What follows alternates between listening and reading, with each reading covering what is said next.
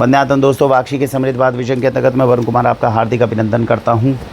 Autobiography की हमने एक सीरीज़ शुरू की थी। मुझे लगता था पता नहीं कोई देखेगा कि नहीं देखेगा। मैंने जब व्यूज़ देखे तो 70 व्यूज़ हैं, 80 व्यूज़ हैं। तो मुझे लगा कि यार किसके पास में समय है इसको देखने का और कौन देखेगा। हैरानी की बात ये हो रही है वो ऑटोबायोग्राफी सीरीज़ में, जिसको मैं अभी तक समझ नहीं पाया हूँ कि मेरी वीडियो के ऊपर व्यूज़ तो 70-80 आ रहे हैं और कम से कम 10-15 लोग जो है वो मुझे व्यक्तिगत मैसेज करके बोल चुके हैं, सर आपकी सीरीज़ बहुत अच्छी लग रही है हमें। तो कहने का मतलब ये है कि मेरी ऑटोबायोग्राफी की सीरीज़ जो है वो देख तो बहुत कम लोग रहे हैं, लेकिन जो लोग देख रहे हैं उन्हें आनंद बहुत आ रहा है। अब उनकी तरफ से कहा जा रहा है भाई साहब इसमें अगली सीरीज़ लेकर आओ, हमें आगे की कहानी जाननी है। तो अब उसमें मुझे भी मज़ा आ रहा है। मैंने कहा यार चलो यार, कोई सुन रहा है, कोई देख रहा है। तो वैसे तो देखिए ये सीरीज़ जो है वो मैं अपने बुढ़ापे के लिए बनाना चाह रहा था, बिकॉज़ मैं खुद नहीं चाहता कि इतने सारे लोग हमारे बारे में जाने या कुछ जाने। मैं पहले भी बहुत बार वीडियोस में बता चुका हूँ, मैं चाहता नहीं कि हमारी वीडियोस को कोई अब शेयर करे। We are very happy with the kind of association जो अभी हमारे प्रेजेंट बेनिफिशरीज़ हैं। मैं एक ऐसा व्यक्ति हूँ जो 2 या 3 दोस्तों के साथ में बहुत कंफर्टेबल रहता है। मेरी इच्छा नहीं होती कि मेरे सर्कल के अंदर 100 लोग आएँ या 200 लोग आएँ। हमेशा से इच्छा ये रहती है 3 लोग, 2 लोग रहें और उनके साथ में अच्छे से समय बिताकर आप अच्छी दोस्ती कर सकें। मेरे जीवन में ढंग के दोस्ती केवल 3 रहे। आप ये सोच सकते हो 3 में से भी 2 ही बढ़िया, एक से तो बेचारे से बात ही नहीं होती है। अच्छा दोस्त है मेरा, लेकिन 3 में से भी आप समझ लो तो बेचारे 2 ही सबसे टॉप पर जाते हैं। तो ये सोचो कि मेरी पूरी स्कूल में, कॉलेजेस में, सब में मिलाकर जो ढंग के दोस्त हैं, जिनके साथ मैं समय बिताना चाहता हूँ या जिनका मैं फ़ोन आज भी उठा पाता हूँ और जिनसे बातचीत करता हूँ साल में 1 बार या 2 बार, वो केवल 2-3 दोस्त ही हैं। 2 ही दोस्त हैं, तीसरे से तो बेचारे से बात भी नहीं हो पाती, हालांकि he is a good person. तो मैं इस तरह का एक व्यक्ति हूँ, इसीलिए मैं आप लोगों को भी कहता हूँ वीडियोज़ को शेयर मत करो। हाँ, कमेंट ज़रूर करो या मुझे व्यक्तिगत संपर्क ज़रूर करो, मुझे अच्छा लगता है। आज भी एक बेनिफिशियरी ने मुझे फ़ोन करके वो मैसेज में डाला, उसको मैंने वो ब्लेसिंग्स के रूप में वो जो है वो मैंने स्क्रीनशॉट को शेयर भी करूँगा। तो इसलिए मुझे लगा चलो यार ऑटोबायोग्राफी सीरीज़ मन में आ गई तो चलो बनाते हैं। तो मेरी जो ऑटोबायोग्राफी की सीरीज़ है उसमें मैं 3rd ईयर ग्रेजुएशन तक की बना चुका हूँ। उसकी प्लेलिस्ट अलग से बना रहा हूँ ताकि आप लोगों को ढूंढने में मुश्किल ना हो। एक वीडियो है जो मैंने बनाई है लेकिन आप लोगों को शेयर नहीं करी। उसमें कुछ चीज़ें जो है ना वो घटी है हमारे साथ। मैं थोड़ा कंफर्टेबल नहीं हूँ, मतलब वो सारी चीज़ें वल्गर या अश्लील तो नहीं हैं, लेकिन थोड़ी अलग हैं। अब पता नहीं यूट्यूब के उसमें नॉर्म्स आ जाएं, कोई रिपोर्ट क्लेम्स, चैनल ना ख़राब हो जाए मेरा। इसके चक्कर में मैंने उसको ना वो प्रीमियम में डाल दिया। अगर आप मेरे अभी चैनल को देख रहे होंगे ना तो उसमें वो जॉइन नाउ करके होगा। उसमें मेरे ख्याल से मैंने 50 या 100 रुपये का शुल्क भी लगा रखा है प्रीमियम जॉइन का। तो मुझे वो लगता है कि वो वीडियो जो है वो लोग देखेंगे जो इतने आर्डेंट फ़ैन हो जाएंगे, कहेंगे यार इस व्यक्ति की तो हर एक वीडियो हमें देखनी ही देखनी है। वो व्यक्ति उसको ज्वाइन करें, ज्वाइन करके प्रीमियम मेंबरशिप में आएँ, 50-100 रुपये पे करें, उस वीडियो को देखें और फिर मेंबरशिप को ख़त्म कर दें। तो उसका एक्सेस आपको तब मिल सकता है। वो मैं ओपन में इसलिए नहीं रखना चाहता, उसके कंटेंट के साथ में मैं थोड़ा कंफर्टेबल नहीं था शेयर करने में। लेकिन अब जीवन की सच्चाई है, ऑटोबायोग्राफी में कुछ एरियाज़ होते हैं जो थोड़े से सेंसिटिव होते हैं, तो मैंने वो इसलिए बनाया हुआ है। वो मैंने खाली प्रीमियम मेंबर्स के लिए वो सेंसिटिव कंटेंट रखा है। मेरी उम्मीद है 50-100 रुपये पे करके जो व्यक्ति आएगा वो गलत तो नहीं करेगा हमारे साथ। तो इसलिए वो केवल सिलेक्टेड लोगों के लिए मैंने इस तरह की वीडियोज़ 1-2 रखी हुई हैं। अब भी आगे मेरे जीवन के बहुत सारे ऐसे कंटेंट्स हैं जो सेंसिटिव कंटेंट्स रहेंगे, जिनको शेयर करना जो है मेरे लिए बहुत मुश्किल रहेगा, क्योंकि जीवन तो जी रही है ना। प्रेजेंट अभी ऑटोबायोग्राफी में कुछ शेयर कर दो, उसकी वजह से किसी दूसरे के जीवन में तूफ़ान आ जाए। और जीवन तो मैंने जो रॉकस्टार की तरह जी है वो आप अभी पिछले 4-5 एपिसोड में जान ही चुके होंगे, है ना। तो it's a absolute fantastic film. मेरी ज़िंदगी जो है ना वो इतनी बेहतरीन फ़िल्म रही है अभी तक की कि अगर कभी इस पर फिल्म बनेगी तो भैया मैं गारंटी दे रहा हूँ सुपर हिट जाएगी। मतलब मिर्ज़ापुर सारी पीछे कर देगी फिल्म हमारी। तो चलिए आगे बढ़ते हैं। तो आज मैं आपको बताता हूँ 4th ईयर ऑफ ग्रेजुएशन। तो गुरु जम्बेश्वर यूनिवर्सिटी में जब मैं 4थे ईयर में पहुँचा, 1st year, 2nd year, 3rd year पे मैं बना चुका हूँ, देख लीजिएगा आप।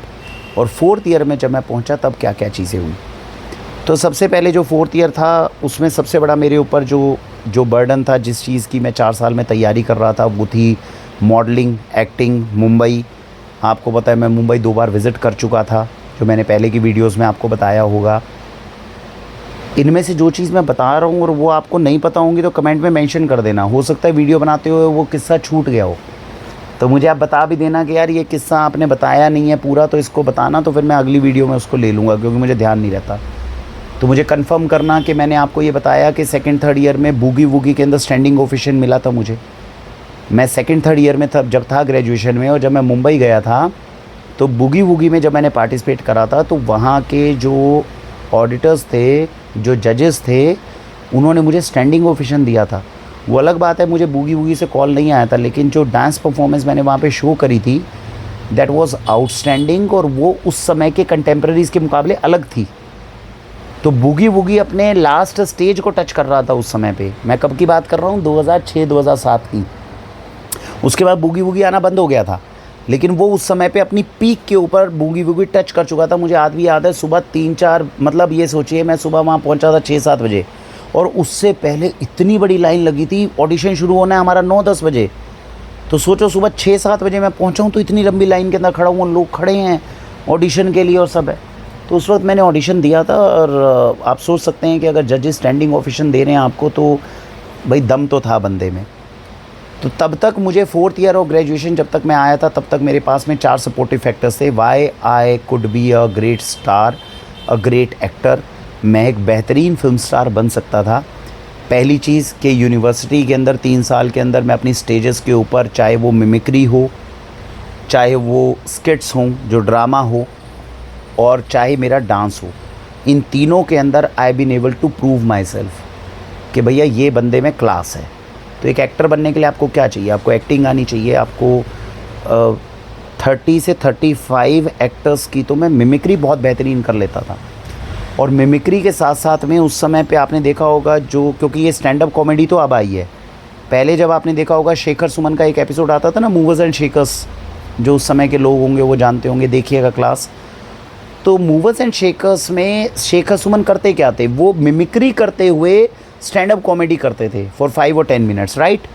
उस चीज़ को मैं आधे घंटे तक अपनी स्क्रिप्ट लिखकर स्टेज पे कर सकता था, और जब मैं स्क्रिप्ट में मिमिक्री लेकर आके पूरे एपिसोड को शूट करता था, मेरे पास वीडियोस कम पड़ी हैं, लेकिन आप ये समझ लीजिए कि I was having that much talent कि मैं पूरी यूनिवर्सिटी के 2000 लोगों को एंगेज कर लेता था 20-25 मिनट तक। तो सुपर टैलेंट था। सेंस ऑफ ह्यूमर आज भी मेरा ज़बरदस्त है, वो हम इस जोन में आ गए हैं तो अब हम नहीं करते, लेकिन आप ये समझिए कि अगर as a stand up comedian भी मुझे चांस दिया जाए तो I can really do excellent work. ये काम मैंने किया हुआ है पिछले 3-4 सालों में, और वो यूनिवर्सिटी के टॉप परफॉर्मेंस के नाते किया हुआ है। तो आप एक स्टैंड अप कॉमेडियन अच्छे बन सकते हैं, आप ड्रामा अच्छा कर सकते हैं, आप डांस बहुत अच्छा कर सकते हैं। 4th ईयर तक ग्रेजुएशन में आते हुए मेरा स्टेमिना, जो दौड़ जो मैं 3 साल की तैयारी कर रहा था अपनी एक्सरसाइज वर्कआउट में, तो आप इसका अंदाज़ा इस तरह से लगाएं कि 3rd ईयर ऑफ ग्रेजुएशन में या 2nd ईयर ऑफ ग्रेजुएशन में ओनली, नहीं, सॉरी 4th में, 4th ईयर ऑफ ग्रेजुएशन में ही हमारी एक मैराथन हो रही थी 10 किलोमीटर की। तो मैंने खुद को उस समय पे ये चैलेंज दिया कि यार देखो, अब तुम्हें मुंबई जाना है, आपको डांस परफॉर्मेंसेस करनी है, आप 3 साल से अपनी एक्सरसाइज वर्कआउट कर रहे हो, तो अब 10 किलोमीटर की मैराथन में यूनिवर्सिटी में तो कम से कम लेवल पे जीतना चाहिए आपको। तो ये किस्सा मैं आपको बताता हूँ, ये जीवन का कितना बड़ा लेसन मेरे लिए लेकर आया था। तो मैराथन हमारी होनी थी 10 किलोमीटर की, 4th ईयर ऑफ ग्रेजुएशन में था, हाँ याद आ गया। और उस समय पर हमने सुबह के समय रनिंग करनी शुरू करी, राइट। अब 10 किलोमीटर की जब मैं मैराथन रनिंग शुरू करी तो कितने यूनिवर्सिटी में लोग भागे? 10 किलोमीटर हर कोई तो भागने नहीं वाला। मेरे ख्याल से 8 या 10 लोग ही केवल उस मैराथन में भागे थे। भागने वाले शुरू में तो बहुत थे, जो टिके रहे थे उसमें आखिरी एंड तक वो 7-8 लोग ही टिके रहे थे। तो अब आप देखिए ज़िंदगी कितना बड़ा लेसन सिखाती है, और ये ज़िंदगी ने मुझे 2-3 बार सिखाया। हिम्मत ना हारना, ये इस एपिसोड से आपको सीखने को मिलेगा। तो जब हमारी 10 किलोमीटर की मैराथन शुरू हुई तो उस समय भागना शुरू किया, तो शुरू के अंदर भागते रहे। तो जब शुरू के अंदर भागते रहे तो 5 किलोमीटर 6 किलोमीटर तक तो सब लोग भाग रहे थे। 5-6 किलोमीटर के बाद लोगों ने टूटना शुरू कर दिया। मेरा उस समय जो हर रोज़ मैं प्रैक्टिस करता था वो स्टेमिना 2-3 किलोमीटर का भागने का था, लेकिन उस दिन 10 किलोमीटर की मैराथन थी तो पूरी करनी थी। 6 किलोमीटर और 7 किलोमीटर 8 किलोमीटर तक भागते रहे। 8 किलोमीटर के बाद मुझे ये महसूस हुआ कि मुझसे आगे 3 लोग हैं, मुझसे आगे उस मैराथन रेस में 3 लोग हैं। अब मुझे टेंशन इस बात की कि जो अवार्ड है, जो मेडल है, वो तो गोल्ड, सिल्वर और ब्रॉन्ज़ है, वो तो शुरू के 3 लोगों को मिलेगा। मेरे लिए एक आत्मसम्मान का एक विषय था कि मैं 3 साल से तैयारी कर रहा था दौड़ की, तो मैं चाहता था यार कम से कम एक मेडल तो मुझे मिलना चाहिए, गोल्ड, सिल्वर या ब्रॉन्ज़। 10 किलोमीटर आप भागो भी और एक भी मेडल ना मिले तो थोड़ा सा दुख तो होता है, और वो भी जब आप 4th नंबर पे आएँ। ज़्यादा ही पीछे पिछड़ जाओ तो चलो आप बोल सकते हो कि कुछ नहीं है। तो मैं वो रेस पूरी करता रहा, 8 किलोमीटर, 9 किलोमीटर। मैं 9 किलोमीटर के बाद मैंने कोशिश की कि मैं 3rd नंबर पे आ जाऊँ कम से कम, लेकिन जब 10 किलोमीटर की दौड़ जब मेरी पूरी हो रही थी तो 3 लोग मुझसे पहले वो रेस पूरी कर चुके थे और मैंने वो रेस पूरी करी 4थे नंबर पे। मुझे खुशी इस बात की थी कि मैं 10 किलोमीटर दौड़ने में कामयाब रहा, अच्छी अचीवमेंट थी। हल्का सा कमी या थोड़ा सा दुख आप इस बात का कह सकते हैं, वो मुझे ये थी यार 4थे नंबर पे आए, 3रे नंबर पे आ जाते तो कम से कम ब्रॉन्ज़ मेडल मुझे मिल जाता। जैसे मैंने वो रेस पूरी करी, अच्छा बीच में दौड़ते हुए कई बार मन में विचार आया, 4थे नंबर पे आना है तूने, खींचे जा रहा है। मतलब वो लग रहा है ना कि आपको पता है 4थे नंबर पे 3 लोग आगे हैं, 3 लोग आगे तो भाग ही रहे हैं, तो ये छोड़ यार, क्योंकि बाकी लोग छोड़ रहे थे रेस को। उन्हें कह रहे यार हमारा नंबर नहीं आएगा, हमसे पहले तो 4-5 लोग दौड़ ही रहे हैं अभी। तो बहुत बार दिमाग में विचार आया, छोड़ ना यार रेस, तो जीत के क्या कर लेगा, मेडल का क्या कर लेगा, छोड़, 4थे नंबर पे आके क्या करेगा।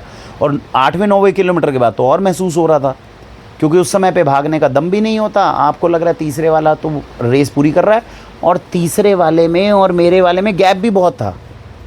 तो ऐसा भी नहीं था कि मैं और वो बहुत करीब करीब भाग रहे हों। तो मतलब जो 1st, 2nd और 3rd 3 लोग मेरे से पहले भाग रहे थे वो अच्छे धुरंधर थे, वो प्रोफेशनल रनर्स थे वो लोग। 4थे लेवल पे मैं था, फिसड्डी जो तैयारी कर रहा था। तो जब आपको इतना बड़ा गैप पता हो फिर भी आप आखिरी राउंड पूरा करते हैं कि नहीं यार रेस पूरी करनी है, तो ऐसा सोच के आप पूरा करते हैं, और मैंने वो पूरा करा। तो चौथा करने के बाद मैं जैसे ही जाके गिर गया, यार चलो रेस पूरी हो गई, मिला कुछ नहीं, कोई बात नहीं। इतने में आवाज़ आई कि वो जो स्पोर्ट्स के टीचर थे जो वो रेस करा रहे थे, कह रहे well done well done well done, you have done excellent thing, बहुत बेहतरीन काम हुआ। मैंने कहा चलो भैया तुम भी हौसला दे दो, तुम भी बढ़िया कर दो, क्या अच्छा हुआ था, 4थे नंबर पे आना कुछ नंबर पे आना थोड़ी होता है। लेकिन ये सेड, तो इतने में किसी ने पूछा कि सर ब्रॉन्ज़ मेडल इनका आया है? तो वो कहते हैं हाँ इसका ब्रॉन्ज़ मेडल इसका आया। अब मैं हैरान और परेशान, मैं कह रहा हूँ यार 4था नंबर आया मेरा, ब्रॉन्ज़ मेडल काहे का दे रहे हैं मुझे। तब पता चला कि उसमें जो फर्स्ट बंदा था, जो फर्स्ट आया था, वो उस रेस का हिस्सा ही नहीं था, वो तो यूनिवर्सिटी का स्टूडेंट ही नहीं था, वो तो बाहर से कोई व्यक्ति था जो आया था, और वो सिर्फ रेस हो रही है सर मैं इसमें दौड़ना चाहता हूँ, ऐसा करके स्पेशल परमिशन लेके दौड़ना शुरू कर दिया उसने। वो होगा रनर होगा, हरियाणा में तो वैसे ही हर बंदा रनर है, वहाँ पे तो भागने वाला व्यक्ति जो है हर बंदा ही वहाँ पे तो हाईवे पे भागते रहते हैं। मैं जो अपनी हर रोज़ सुबह 2-3 किलोमीटर की मैराथन करता था वो भी मैं हरियाणा में हिसार के हाईवे पे ही करता था। हाईवे के ऊपर जब रनिंग करते हैं ना तो थोड़ा आसपास में आपको चेंज होता रहता है, क्योंकि हर रोज़ दौड़ते हो तो बोरियत महसूस होने लग जाती है। तो हाईवे पे रन करते हो तो आप लंबा रन कर पाते हो, तो इसलिए हाईवे पे प्रैक्टिस करता था। और सुबह 4 बजे 5 बजे निकल के मैं मैराथन पे अकेले जाता था। म्यूज़िक का शौक़ था ना उस समय, गाने चलते रहते थे। और उसी समय पे ये जो आपका आईपॉड है, मुझे आज भी याद है, वो 1000-1500 रुपये का आता था उस समय। 1500 का आता था, पता नहीं महंगा आता था। 1500 का तो सस्ता लग रहा है बहुत। 1500 का था या 15,000 का ये नहीं था, लेकिन 15 की फ़िगर मुझे याद है, कुछ ऐसी होती थी, छोटा सा आता था। तो वो आईपॉड तभी आए थे। उससे पहले तो वॉकमैन चलते थे, मैंने अपनी वीडियोस में आपको बताया होगा। 1st, 2nd ईयर में वॉकमैन लगाकर मैं डांस की प्रैक्टिस करता था। वो इतनी तेज़ मूव करता था, वॉकमैन ही निकल के बाहर गिर जाता था। तो पैशन था उस समय पे। अपना जीन्स पहनी और अलग कमरे में, बाहर का कमरा अलग रहता था ताकि मैं डांस की प्रैक्टिस पूरी सीरियसली कर सकूं। तो ऊपर छत के कमरे होते थे, बाहर आता था, छत के ऊपर वॉकमैन लगाया और अपना ईयरफोन्स लगाया और ज़बरदस्त डांस प्रैक्टिस करता था। मूव्स बहुत ज़बरदस्त है। आप लोगों ने मेरी डांस वीडियोस देखी होंगी, नहीं देखी होंगी आप कमेंट में डालना, मैं लिंक भेजूँगा। मज़ा आएगा डांस देखने में। मतलब काम तो बहुत बढ़िया किया, या ज़िंदगी जी है। मतलब मैंने अपनी ज़िंदगी में सबसे ज़्यादा समय खुद के साथ बिताया है, और विश्वास करिए मैं खुद का सबसे फेवरेट व्यक्ति हूँ जिसके साथ में मैं ज़िंदगी में समय बिता पाया हूँ। और इसीलिए मुझे किसी दूसरे की ज़्यादा आवश्यकता कभी महसूस भी नहीं हुई। खुद के सानिध्य में रहना, जो मेरे अंदर का वरुण है उससे बात करना, और एक ईश्वर से बात करना, ये दोनों से बात करने के बाद में मुझे तीसरे व्यक्ति की महसूस तो होती है, कमी तो महसूस होती है कि कोई तीसरा व्यक्ति हो जिससे बतिया लो, बहुत कम होती है, काम चल जाता है। तो लंबा समय दूसरे के मुकाबले में अकेले बिता सकता हूँ। मुझे खुद से बात करना और ईश्वर से बात करना अच्छा लगता है, इसीलिए मैं 4-4 दिन 5-5 दिन कहीं पर भी ट्रैवलिंग पे निकल गए, अकेले निकल जाता हूँ, बढ़िया चल जाता है। और ज़्यादा किसी से मेरे को बात करना फिर उस समय पे पसंद भी नहीं आता। ये वीडियोस भी मैं आपके साथ में एक्चुअली इसलिए शेयर करता हूँ, एक तो मेरे फ्यूचर के लिए मैं चाहता हूँ बच्चे कल को देखेंगे मेरे तो इंस्पिरेशन मिलेगी, या कोई आप में से 70-80 में से कोई देख रहा है, बाय चांस इंस्पिरेशन मिले and we can make a good वो कहते हैं ना, ज़िंदगी दुनिया छोड़ने से पहले कोशिश करो कि ये दुनिया जिस टाइम पे तुम आए थे उससे बेहतर छोड़ कर जाओ, राइट। तो इसलिए मैं आप सबके साथ में अपने विचार साझा करता हूँ। मैं तो जानता हूँ कि चाहता हूँ आप लोगों के विचार भी, मैं समय नहीं मिलता लेकिन सुनूँ, जानूँ, अच्छी चीज़ें एक दूसरे से सीख कर अगर कुछ एक बेहतर करने की हम कोशिश करें। That is the only purpose of creating these videos. हाँ, तो हम कहाँ थे, तो मैराथन में ब्रॉन्ज़ मेडल तो आया। मैं अब सोच रहा हूँ, मैंने कहा भाई यार अगर ये रेस में बीच में छोड़ देता ही तो ब्रॉन्ज़ मेडल छोड़ देता मैं, अब पीछे वाला ले जाता यार। तो ईश्वर ने उस समय आपको बताया कि यार जब आप भाग रहे हो ना, भागने पे फोकस करो।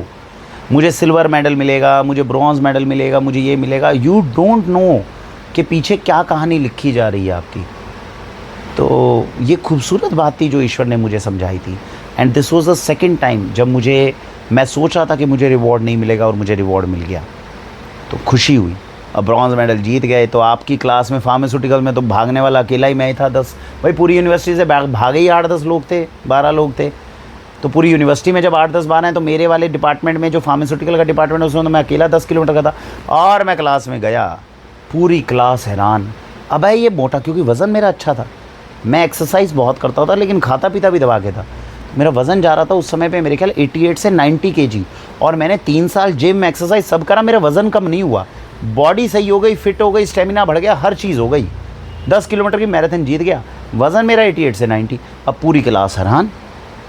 अब लड़कियां पूछ रही हैं अबे तुम 10 किलोमीटर का मैराथन जीत गए। हम भी छोड़ गए, अरे बच्चों का खेल था यार। अब जब आप जीत गए हो तो फिर तो दुनिया, अब उनको कौन बताए कि भागते हुए हालत ऐसी हो रही थी कि भैया अब छोड़ो अब छोड़ो। अब भाई हम तो प्रैक्टिस करते हैं। तो मैं उस समय पे यही शुक्र मना रहा था, मैंने कहा इज़्ज़त बच गई। अगर ये 10 किलोमीटर की मैराथन बीच में मैं थक के कारण छोड़ देता तो बड़ी, इसमें मेरे को क्या पता था इतने लोग मेरा इंतज़ार कर रहे हैं क्लास में और इतने लोग वाहवाही करेंगे हमारी 10 किलोमीटर की मैराथन जीतने में। तो लड़कियां तो मुझे अभी, लड़कियों का फेस याद रहता है, लड़कों का तो बेचारों का याद ही नहीं रहता। तो मुझे आज भी याद है क्लास में गए तो लड़कियां हैरान हो रही है, अरे भाई वरुण 10 किलोमीटर की मैराथन जीत गया यार, कमाल है, I can not believe 10 kilometre भाग लिए तो। बस ये चीज़ है। लेकिन वो एक रेस थी जो जीते। अब वो तो रेस थी जो जीते, उसके अंदर जो हमारे फार्मास्यूटिकल साइंसेज के जो टीचर थे वो बड़े इंप्रेस हुए। वो कह रहे हैं यार वरुण 10 किलोमीटर की रेस जीत गए, बढ़िया यार, you are a good sports person, very nice very nice. अब उसमें आप ये सोचिए कि उसमें एक टीचर तो इतने प्रभावित हुए, नाम तो मैं नहीं लूँगा, वो इतने प्रभावित हुए कि टेबल टेनिस का कंपटीशन हो रहा था। हर साल गेम्स होते हैं ना यूनिवर्सिटीज़ में, तो कंपटीशन हो रहा था, मैं उनके साथ बैठा था। तो कहते अरे तुम 10 किलोमीटर की मैराथन जीत गए। मैंने कहा हाँ सर, बस भागा और जीत गए। कह रहे बहुत बढ़िया। कह रहे टेबल टेनिस खेलना आता है। मैंने कहा नहीं आता। कहता है टेबल टेनिस में यार लोग मिल नहीं रहे खेलने वाले, तू खेलेगा। मैंने कहा मुझे ज़्यादा नहीं आता, थोड़ा बहुत है। कहते खेल ले यार, कोई बात नहीं। मैं चलो खेल लेता हूँ। टेबल टेनिस के मैंने 1-2 मैच खेल लिए, 1-2 मैच खेल लिए। सिल्वर मेडल जो है मुझे टेबल टेनिस में एक जीतने का दे दिया। तो बंदे ही नहीं थे ना खेलने वाले। यूनिवर्सिटीज़ की भी हालत देखो क्या चल रही है, मतलब बच्चों का पढ़ाई कर रखी है, खेलने वाले बच्चे नहीं मिल रहे। टेबल टेनिस में मैंने 1-2 मैच खेले, पता नहीं जीता हारा मुझे आज भी याद नहीं, क्योंकि सीरियसली मेरे को खेलना ही नहीं आता था ज़्यादा। तो पता चला सिल्वर मेडल जो है वो मुझे टेबल टेनिस खेलने का मिल गया, सर्टिफिकेट मिल गया। अब मैं उस समय ये सोच रहा हूँ यार, जिस मैराथन में पागलों की तरह, कुत्ते की तरह मैं भागा, 10 किलोमीटर की मैराथन पूरी करने में 40-45 मिनट लग जाते हैं हमारे जैसों को। तो 40-45 मिनट में भागा, उसमें तो मुझे मिला ब्रॉन्ज़ मेडल। और जो टेबल टेनिस मुझे खेलना नहीं आता, जिसके अंदर मेरा लेना देना नहीं, उसमें मैं हार रहा हूँ, उसमें मेरे को दे दिया गया सिल्वर मेडल। अब ये ईश्वर की माया समझ में नहीं आई, लेकिन चलो आ गए भैया, दोनों आ गए, लग गए घर के अंदर, ट्रॉफी लग गई, बढ़िया है। तो ये खेल के अंदर ये ईश्वर के देखिए अजीब चीज़ हुई, दोनों चीज़ें। तो ये चीज़ जो थी वो 4th ईयर के अंदर सीखने को मिली थी।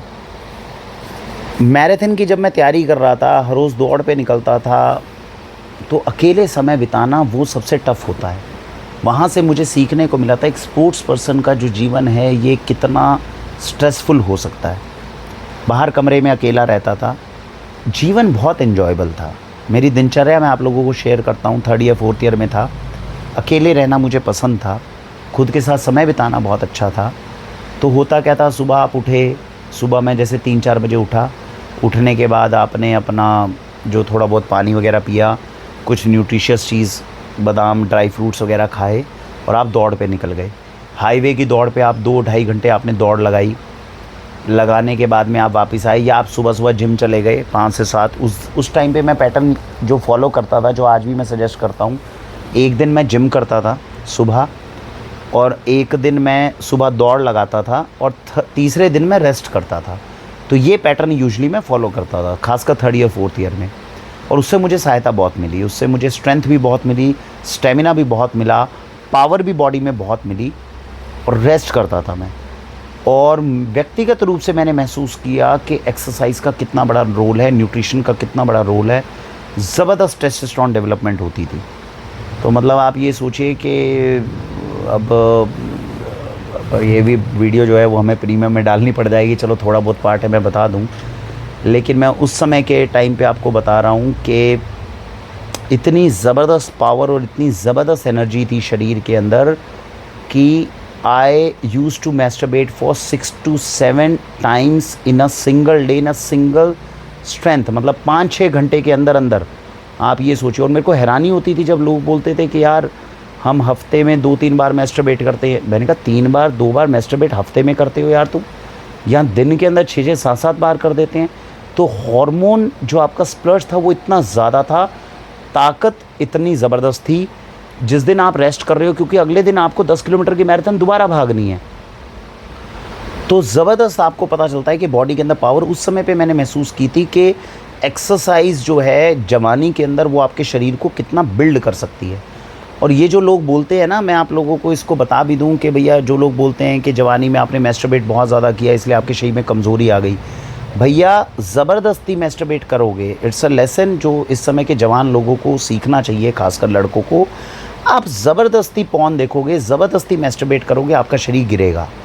लेकिन अगर आप एक्सरसाइज वर्कआउट कर रहे हो, आप न्यूट्रिशन बहुत ज़बरदस्त ले रहे हो, if it's coming from inside, और तब आप कर रहे हो, तो आपका शरीर नहीं गिरेगा।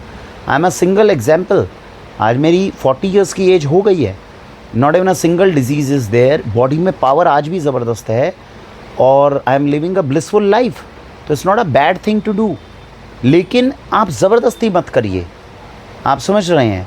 और वो ज़बरदस्ती करना जो, ये मैंने बहुत क्लोजली ऑब्जर्व किया इस पर जब मैं रिसर्च कर रहा था मैस्टरबेशन के ऊपर, तो तब मैंने ये इसी कंक्लूजन निकाला है। तो it's not a bad thing to do, but it should come from inside and just do it and don't. Actually क्या होता है, मैं ये मेरे ख्याल से इस टाइम पे मेरे को आप सबको समझाना भी चाहिए, खासकर जो नौजवान लड़के हैं। देखिए, जब आपको लग रहा है कि you should masturbate, just do it. वीर्य को ज़बरदस्ती रोकना समझदारी नहीं है। It can be very very harmful to your body. ये तो राजीव दीक्षित जी ने भी बोला हुआ है कि वीर्य के वेग को कभी रोकना नहीं चाहिए। तो जब मैस्टरबेशन आप कर रहे हैं, आप करिए। मैस्टरबेशन करने के तुरंत बाद व्हेन यू आर डन, तब आपको दोबारा से उसके लिए ज़बरदस्ती नहीं सोचना है। Because at that time when you are done ना, आप दोबारा से आएंगे विचार, दोबारा आपको लगेगा आपको मैस्टरबेट करना है, that is a different thing, आप दोबारा कर लेना। लेकिन उस तुरंत जब आप मैस्टरबेशन को कंप्लीट कर लेते हैं, तुरंत स्विच योर मॉडल, कुछ कंस्ट्रक्टिव देखो, कुछ अच्छा देखो, कुछ अच्छा सोचो, because that will make you a good human being. Masturbation करने के तुरंत बाद अगर आपकी फीलिंग जब डाउन हो जाती है, उस समय पे भी आप गलत देखोगे, ये आपकी दुर्गति का कारण बन जाएगा। तो it's a very close observation मैंने बताई है। मैस्टरबेशन हुआ, होने के बाद में आपको लगता है ठीक है यार, सब मोह माया छोड़ो यार, सही है, I am good, just do good, अच्छी चीज़ें देखो।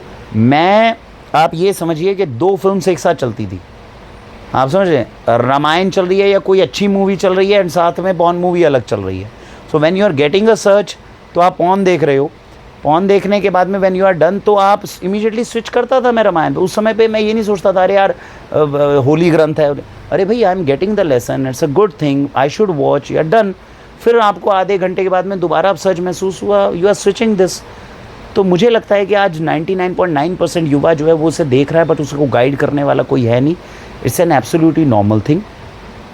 और कल को हमारे बच्चे करते हैं तो हमें ये चीज़ें समझनी चाहिए, ये रिसर्च का विषय है और बच्चों को इसके बारे में बात करने की आज़ादी देनी चाहिए। There should be specific teachers जो इसके बारे में बात करें और इसको समझकर इसके कैसे हम कंस्ट्रक्टिवली यूज़ कर सकते हैं, इसके ऊपर हमारे देश में विद्या के क्षेत्र में, मुझे लगता है शिक्षा के क्षेत्र में इसकी आवश्यकता है। तो मैंने वीडियो के इस पार्ट को जो है, हालांकि मैं नहीं जानता इस वीडियो को मैं प्रीमियम में डालूंगा कि नॉर्मल में डालूंगा, बट मैं नॉर्मल में ही डालूंगा। मैं ये कंक्लूजन इसलिए निकालता हूँ because it's not a bad thing and we should actually tell our children. मुझे लगता है कि I was blessed enough to understand this concept at a very early age, इसीलिए मैं जीवन भर भटका नहीं तो बच्चे भटक जाते हैं। मैं आपको एक भी एग्जांपल्स दूंगा, ऐसा नहीं है भैया। आप सोचिए यूनिवर्सिटी का मैं स्टार हूँ, देखने में इतना ज़बरदस्त हैंडसम हूँ, आप समझ रहे हैं, टीचर्स जिसके फ़ैन हों, क्लास के सारे लोग जिसके फ़ैन हों, क्या उसके जीवन में लड़कियाँ नहीं आई होंगी?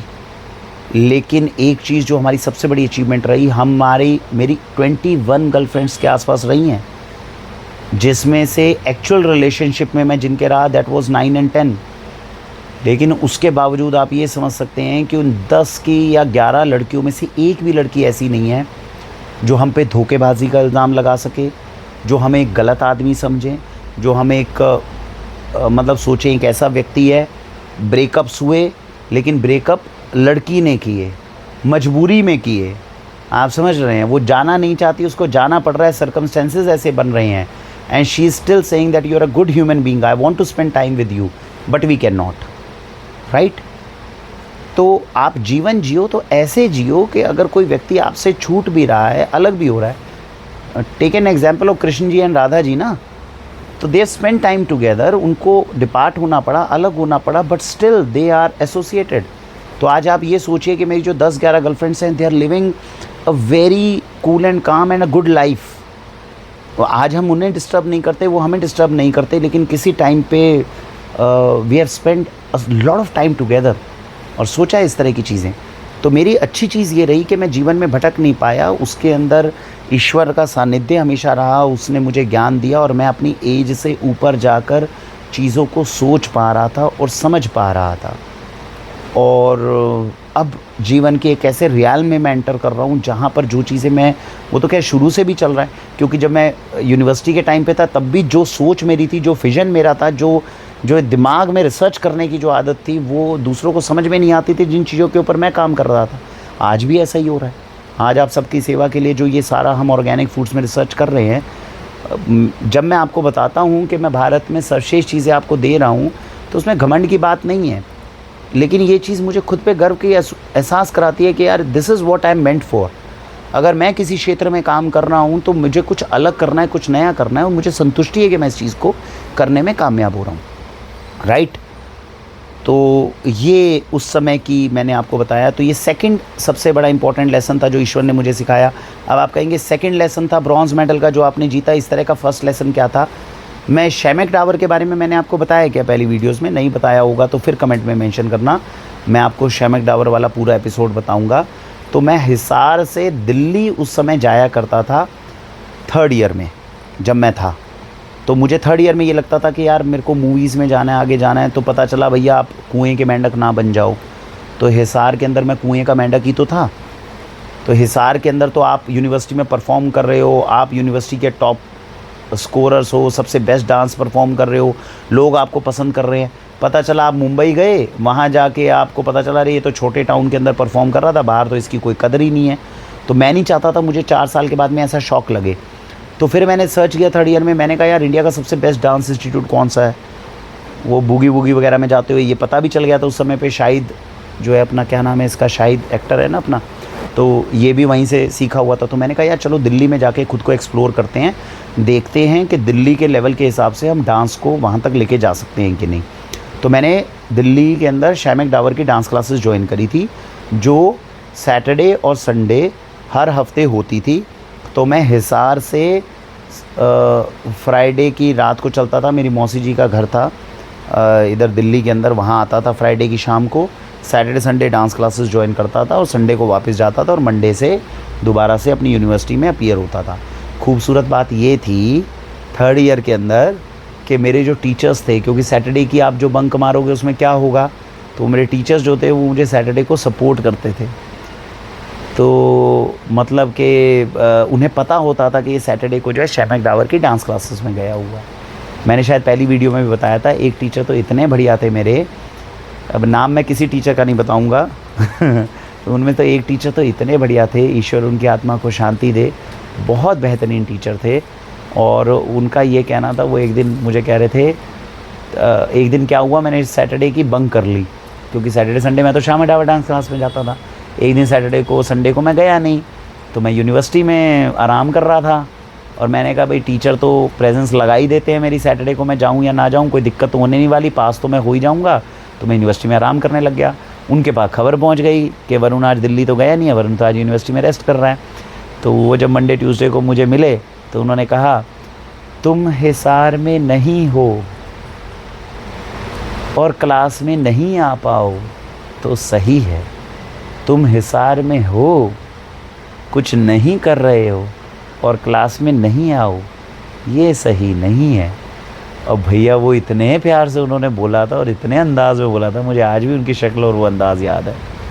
तो देखिए इससे क्या पता चलता है कि टीचर्स भी अंदर से जानते हैं। उन्होंने मुझे एक तरह की और एक टीचर ने नहीं, 3-4 टीचर्स ने कम से कम मुझे सपोर्ट किया कि तुम करो यार, तुम अपने सपने देखो, उनको पूरा करो, पढ़ाई लिखाई होती रहेगी, किसी ने तीर नहीं मारा। दे अंडरस्टूड दिस थिंग और उन्होंने साइलेंटली मुझे बहुत सपोर्ट किया। तो शैमक डावर की डांस क्लासेस में जाता था, तो पहला लेसन मुझे क्या मिला, एक दिन मैं डांस क्लासेस में शैमक डावर की डांस क्लासेस से, अच्छा भटकने ना का भी ये बता दूँ ना, शैमक डावर में डांस क्लासेस में जा रहे हो, हिसार का लड़का आ रहा है, जवान लड़का आ रहा है, दिल्ली की लड़कियों का तो आपको हाल पता ही था। और सोचो शैमक डावर डांस क्लासेस के अंदर तो किस तरह की लड़कियाँ बेहतरीन आती होंगी, हर एक लड़की के बॉयफ्रेंड थे, तो कम से कम 2 गर्लफ्रेंड्स तो वहीं बन गई थी शैमक डावर के अंदर। बट आई न्यू कि ये वो वाला मतलब रिलेशनशिप लंबा नहीं चलना है, तो हमने क्लासेस के बाद में कांटेक्ट ज़्यादा रखा भी नहीं और मैं उनकी लाइफ के अंदर ज़्यादा घुसा नहीं, बिकॉज़ वो लाइफ क्लब्स की लाइफ थी, है ना, वो उस तरह की लाइफ थी और उस तरह की लाइफ के लिए मैं बना नहीं था। मेरी 10-11 गर्लफ्रेंड जितनी रही थी वो बहुत अच्छी फैमिलीज़ की रही थी और दिल से प्यार करने वाली रही थी, ऐसी रही थी 10-11 जिनके साथ में आप कल को विवाह कर लो तो आप शादी अच्छे से बना सको। इतनी अंडरस्टैंडिंग आ गई थी कि किस तरह की लड़की के साथ में रिलेशनशिप में जाना है, तो इधर उधर भटके नहीं, आप उल्टी सीधी जगहों पे नहीं गए। ये खूबसूरत बात रही थी उस टाइम पे। तो शैमक डावर डांस क्लासेस से एक दिन मैं बाहर निकल रहा था, तो निकलते हुए अब सुबह के 11 बजे आपकी डांस क्लासेस पूरी हुए, संडे का दिन है, आपको वापस जाना है हिसार, और पैसे ज़्यादा होते नहीं थे, घर वाले तो देते नहीं थे, तो बसों के अंदर ही धक्के खा के पहुँचते थे आप शैमक डावर में, गाड़ी और वो तो सब ऊबर तो था नहीं उस टाइम पे। तो शैमक डावर डांस क्लास से निकला। अब निकलते हुए देखिए छोटे छोटे एपिसोड्स होते हैं लेकिन जीवन का कितना बड़ा लेसन आपको सिखाए जाते हैं। तो मैं जब डांस क्लास से निकला तो निकलते हुए देखा कि अरे वो बस जो मुझे वहाँ से मेरी मौसी के घर तक लेके जाने वाली थी, फॉर्चुनेटली वही बस खड़ी थी सामने। तो मैं वहाँ पहुँचा, मैं उस पर चढ़ने वाला था, लेकिन चढ़ने वाला था उससे पहले बस चल दी।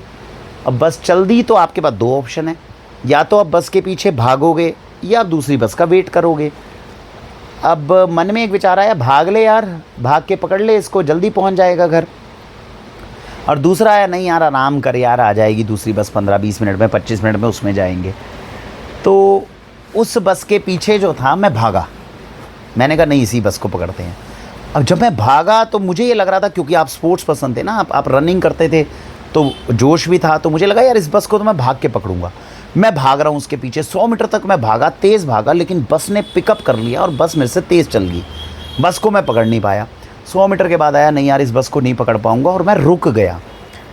अब जब रुक गया तो मुझे लगा यार यूं ही खाम का 100-150 मीटर तुम भागे, बस तो वैसे भी नहीं पकड़ पाए, राइट।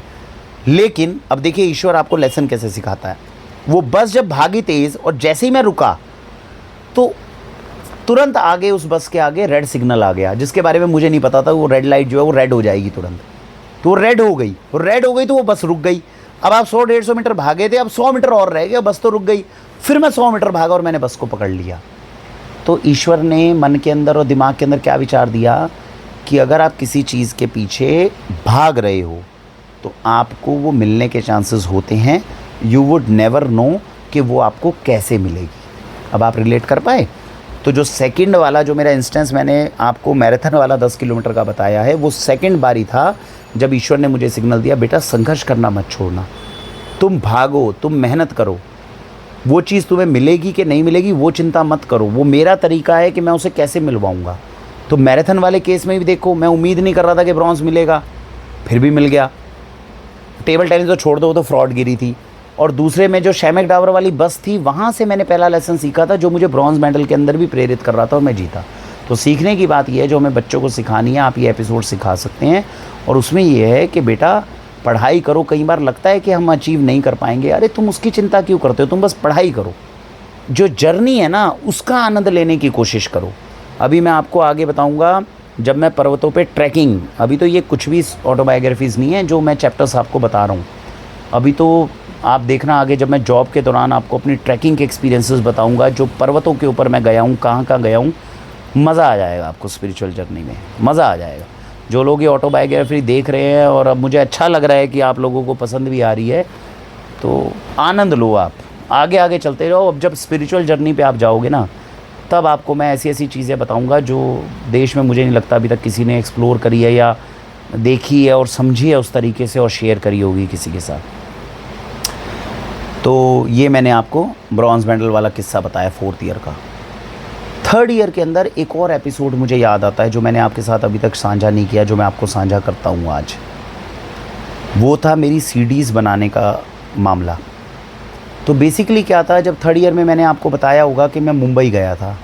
अगर मैंने देखो मुंबई जाने का किस्सा अगर आपको मेंशन नहीं करा 5 एपिसोड्स में, कमेंट में तुरंत लिख देना, बिकॉज़ ये मुंबई के अंदर मैं 2 बार गया हूँ और दोनों बार की जर्नी आपको ज़रूर जाननी चाहिए। Fantabulous thing, fantabulous. वो आप ये समझ लीजिए कि वो चीज़ ने मुझे इतना सिखाया है कि मैं उससे इंस्पायर होके अपने बच्चों को शायद 6-7 साल के बाद में फ्री छोड़ दूंगा। मैं ऐसा तंत्र डेवलप कर चुका हूँ जिसमें मुझे व्यक्तिगत रूप से लग रहा है कि 7-8 साल के बाद में मैं अपने बच्चों को कभी नहीं बताऊंगा कि तुम्हें जीवन में क्या करना है, ना ही वो मुझसे पूछेंगे। तो मैं अपने बच्चों पे इतनी बढ़िया रिसर्च कर रहा हूँ। मेरी 3 साल की जो अभी बच्ची है, आप उसको अभी समझ नहीं सकते, लेकिन वो बच्ची जब 7-8-9 साल की होगी, आप मेरे बच्चों को देखना 7-8 साल के जब वो हो जाएंगे, और अगर मैं ज़िंदा रह गया और मैं 7-8 साल तक उनको मैंने सपोर्ट कर दिया, 8 साल के बाद में उनको मेरी ज़रूरत नहीं पड़ेगी। धुरंधर बनेंगे और धुआंधार बनेंगे। मेरे पास में वो कोड है जो मुझे लगता है जो उस चीज़ को क्रैक करके देगा आपको। और we will actually lay down the plan कि बच्चों के लिए एक्चुअली हमें तैयारी कैसे करनी है। मैं गुरुकुल की उस पुरातन विद्या को टच करने का एम लेके चल रहा हूँ, जिसमें बच्चों का भविष्य कैसे लिखा जाता है उसकी तैयारी करवाई जाएगी। राइट। अब मैं आपको बताता हूँ 3rd ईयर के अंदर जो मेरा एपिसोड था वो कैसा गया। राइट।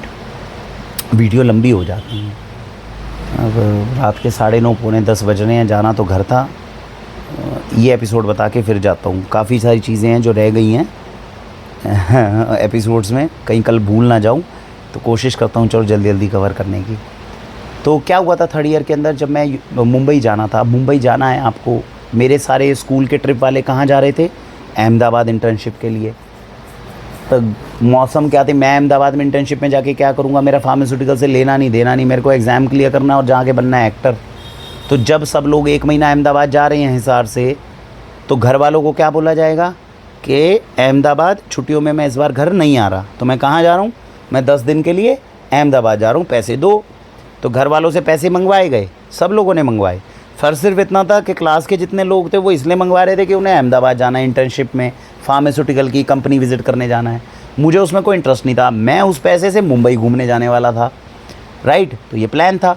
अब जब आप मुंबई जाओगे तो वहाँ क्या करोगे, बड़े बड़े डायरेक्टर से मिलोगे, उनको अपना काम दिखाओगे, काम होगा तो दिखाओगे ना।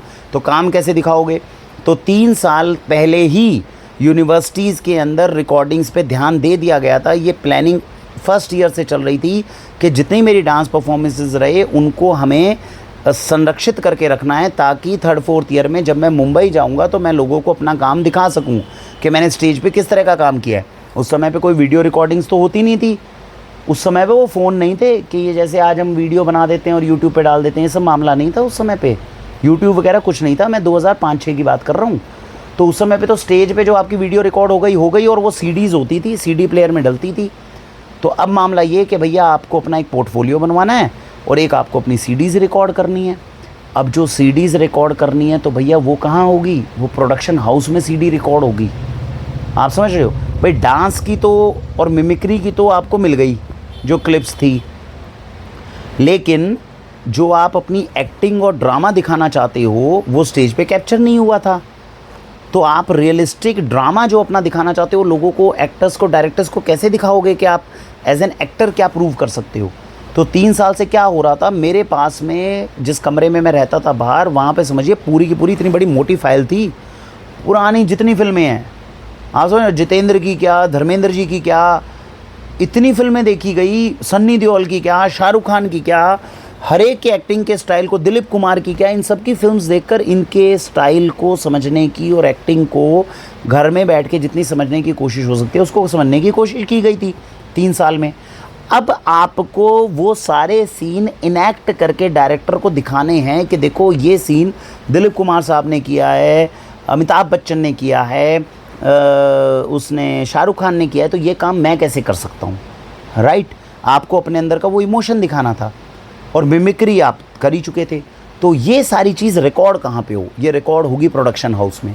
अब हिसार जैसे शहर में प्रोडक्शन हाउस कैसे मिले, और आपको 1 महीने के बाद में तैयारी करनी है मुंबई जाने की। तो 1 महीने के अंदर जो हमारे वहाँ के टीचर थे, जो इंजीनियर साहब थे, राइट, नाम नहीं लेंगे किसी का भी, अब रिस्की काम हो जाएगा, बहुत बेचारों ने आउट ऑफ वे जा के मेरी मदद की है। पता चला यहाँ पे नाम ले रहे हो, बेचारे रिटायरमेंट जी रहे हो, वहाँ पे जाके आ गया भाई साहब आपने ये गलत काम किए थे। कह रहे यार ज़िंदगी मेरी बढ़िया हो गई, एक बंदे का भला करा, वो जाके वीडियो बता के नाम बता रहा है, हमारे नाम नहीं बताएंगे किसी का। तो एक इंजीनियर साहब थे, तो वो इंजीनियर साहब ने कहा आपको याद होगा 5,000 रुपये जो है तुम लो और अपना पोर्टफोलियो बनाओ। तो वो पोर्टफोलियो बनाया, वो 5,000 का बन गया। अब 5,000 रुपये उन्होंने बेचारों ने दे दिए, पोर्टफोलियो बन गया। अब दोबारा पैसे तो ले नहीं सकते, तो कुछ पैसे जो आए थे अहमदाबाद जाने के लिए, उसमें से ही आपको कुछ सीडीज़ प्रोडक्शन हाउस में रिकॉर्ड करनी थी। अब आपको बताता हूँ वो छोटे से काम कितने स्ट्रगल वाले होते हैं। तो हिसार में ढूंढा गया, वो जो पोर्टफोलियो वाला था उसी ने बताया कि प्रोडक्शन हाउस कौन सा है जहाँ पे आपकी वीडियो बन सकती है। वहाँ पे प्रोडक्शन हाउस के अंदर रेंट में मिलता है प्रोडक्शन हाउस, वहाँ पे जाके परफॉर्म करो, तुम्हारी वीडियो बनेगी, उसकी एडिटिंग करके अपनी वीडियो को तैयार करो। ऐसी डांस की मैंने वीडियो तैयार की हुई है जो प्रोडक्शन हाउस के अंदर मैंने डांस करके करा है। कमेंट में डालोगे तो मैं उसके लिंक फिर आपको कहीं से अरेंज करके दूंगा, शेयर करता रहता हूँ वैसे बीच बीच में मैं, राइट। अब वो प्रोडक्शन हाउस के अंदर ये कहानी सुनो, ये बहुत बढ़िया है। तो उसमें प्रोडक्शन हाउस में क्या हुआ, अब प्रोडक्शन हाउस में मैं पहुंचा तो प्रोडक्शन हाउस वाले भाई ने मुझे रेंट ही इतना ज़्यादा बताया जिसको मैं पूरा कर नहीं सकता था। अब भैया रेंट इतना ज़्यादा, इतने तो पैसे ही नहीं है, तो यहाँ पे वीडियो रिकॉर्ड कैसे करवाऊँगा। प्रोडक्शन हाउस है, वहाँ तो फिल्मों की शूटिंग होती है, मेरे गाने की, मेरे ड्रामे की ये शूटिंग कैसे करेंगे। तो बात नहीं बनी, मैं बाहर आने लगा था वहाँ से, प्रोडक्शन हाउस से। तो उस प्रोडक्शन हाउस में जो काम करने वाला बंदा था उससे आके मैंने कहा भाई साहब ऐसा है कि मेरे को मुंबई जाना है 1 महीने बाद, मैं ज़्यादा नहीं है, बस एक डांस रिकॉर्ड करना है। क्योंकि डांस के अंदर मैंने अमिताभ बच्चन कैसे डांस कर सकता है, गोविंदा कैसे डांस कर सकता है, ये तो मैं स्टेज पे कर चुका था। लेकिन ऋतिक रोशन के डांस स्टेप्स जो थे वो मैं स्टेज के ऊपर तब तक कवर करने में कामयाब नहीं हुआ था 3rd ईयर तक। वो 4th ईयर वाले फेस्ट के अंदर मेरे को परफॉर्म करना था, क्योंकि ऋतिक रोशन का जो गाना था उसके डांस के अंदर आपको स्टेमिना इतना ज़बरदस्त चाहिए था, क्योंकि बहुत फास्ट डांस है ऋतिक का। तो उसको स्टेमिना आपको 5-7 मिनट तक स्टेज पे परफॉर्म करना है। वो स्टेमिना बिल्ड करने के लिए तो 3 साल तक तैयारी कर रहा था। तो 3rd ईयर के अंदर मुंबई जा रहा हूँ, तो ऋतिक रोशन का जो डांस परफॉर्मेंस है, मेरे को 3 परफॉर्मेंसेस डायरेक्टर को दिखानी थी कि मैं गोविंदा की तरह डांस कर सकता हूँ, मैं अमिताभ बच्चन की तरह डांस कर सकता हूँ और मैं ऋतिक की तरह कर सकता हूँ। अगर आपको ये 3 एक्टर्स किसी को दिखाने में कामयाब हो जाओ तो एक तरह के आप फुल फ्लेजेड डांस परफॉर्मर की तरह खुद को प्रूव कर पाओगे, राइट। तो ये प्लान था। तो गोविंदा की और अमिताभ बच्चन की क्लिप तो थी मेरे पास 1st-2nd ईयर में परफॉर्मेंस की, ऋतिक की नहीं थी। ऋतिक की परफॉर्मेंस मुझे वीडियो वो प्रोडक्शन हाउस में करनी थी। तो मैंने उस भाई से बाहर बात करी, मैंने कहा कि यार देखो सर ऐसा है, प्रोडक्शन हाउस में मेरे को एक गाने की शूटिंग करनी है, बस उस गाने को आप मेरे रिकॉर्ड कर दो और उसको CD के अंदर मैं इनकैश कर दूंगा, मेरे को 1 महीने बाद मुंबई जाना है और देखो मैं स्टार बन जाऊँगा, देखो फिर कल को जो है मैं काम ज़रूर आऊँगा, मैं बन सकता हूँ स्टार। तो उस बंदे को देखने में लगा भी कि यार गुड लुकिंग हैंडसम बंदा है, तो उसी के साथ में था। तो वो कहता यार कहता तू डांस कर लेता है बढ़िया। मैंने कहा देखो मेरा पुराना डांस देखो। तो वो पुराने डांस की CD मेरे पास थी, तो मैंने उनको दिखाई। उसने कहा यार तू डांस तो बढ़िया करता है बंदा। तो उसने देखी, अब वो 2-3 लोग थे, वो हो गए फ़ैन। वो कहते यार ये तू मुंबई जाएगा यार, तू स्टार टूर बन जाएगा यार, हमें भूल मत जाइए, भूल मत जाइए।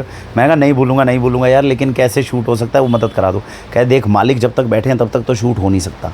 अब मालिक चले जाते हैं रात को, रात को कब चले जाते हैं? 7-8-9 बजे तक प्रोडक्शन हाउस हो जाता है बंद। अपन शूटिंग करेंगे रात को 9 बजे के बाद, लेकिन 1100 रुपये लगेंगे उसमें।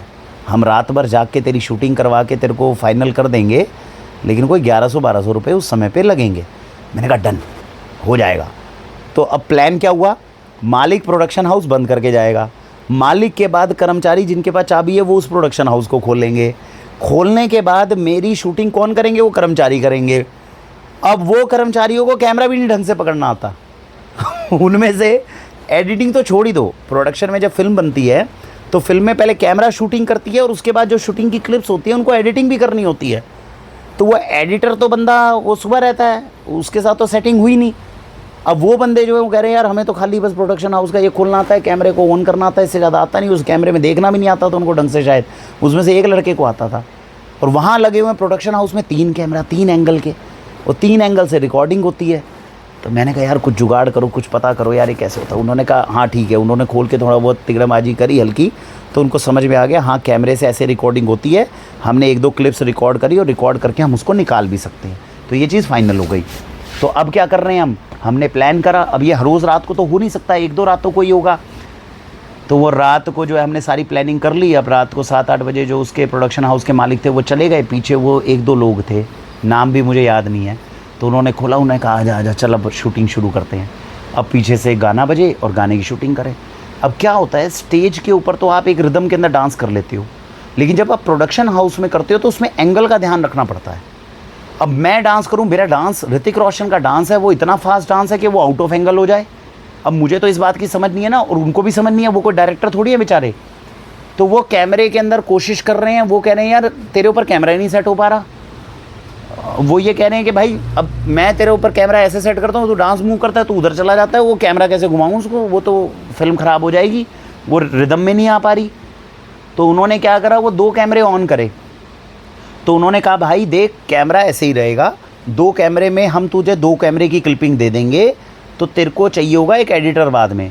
वो एडिटर इन दोनों को फिक्स करके आपकी एडिटिंग के मूव्स जो हैं वो अपने आप एडिटिंग में काम होगा, वो कैमरे को नहीं हिलाने से काम हो सकता। मैंने कहा भाई चलो ऐसे करो। तो बहुत सारा मतलब पसीने पसीन हो गए। 1-1.5 घंटा लगाने के बाद तो हमें ये समझ में आया कि भाई 3 कैमरे की हमें रिकॉर्डिंग्स चाहिए होगी। तो इस तरीके से आपने करे। तो आपने रात को शूट करा, अगली रात को आपने शूट करा क्या, ये अपने ड्रामा। तो क्लिप्स है मेरे पास में, वो अमिताभ बच्चन है ना, वो मंदिर में जाता है, मंदिर में जाने के बाद हाय खुश तो बहुत हो गए तुम, वो मैंने शूट कर रखा है, देखना मज़ा आएगा आप लोगों को। तो वो मैंने अमिताभ बच्चन का वो सीन शूट किया।